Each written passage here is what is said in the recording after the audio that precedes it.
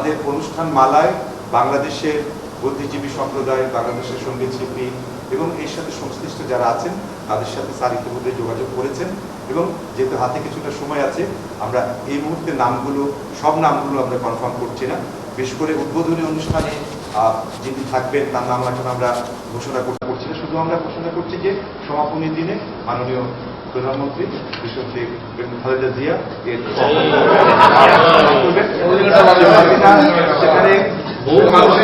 আচ্ছা, আমি একটা কথা বলি, আপনাদের মনে আছে যে মিসবাউদ্দিন সিরাজের নাম আমি প্রধানমন্ত্রীর সামনে বলেছিলাম।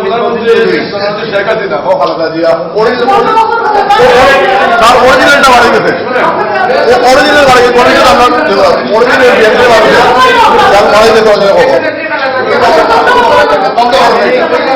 আমি একটা কথা, শেখ হাসিনা ও খালেদা জিয়া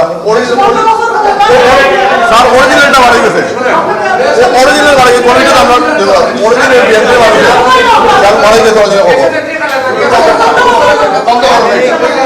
আমি একটা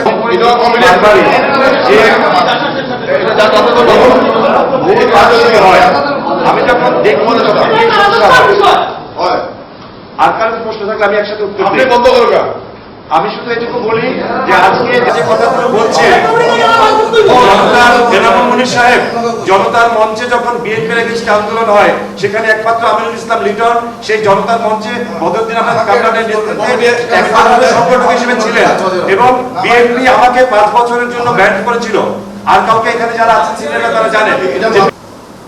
এখন খালেদা জিয়াকে নিয়ে কনফিউশন করা সুযোগ খুব বেশি নেই, কেননা Sheikh Hasina is in power for the 3rd consecutive term. তার আগেও তিনি একবার ছিলেন। এখন তো বোধহয় শেখ হাসিনার প্রাইম মিনিস্টারশিপ খালেদার প্রাইম মিনিস্টারশিপ থেকে অনেক বেশি সময় হয়ে গেছে। সুতরাং এইটা আপনারা নিজেদের ক্ষমা করে দেন। আই থিঙ্ক ক্ষমা চেয়ে নিচ্ছি, আগেই বলেছি যে ঠিক আছে, যখন ওকে, আর বলো না সেটা তো যাই হোক, এটা ক্ষমা করে দেন। এসব ভুল মানুষের হয়, অনেক সময় বড় বড় ভুল হয়ে যায়।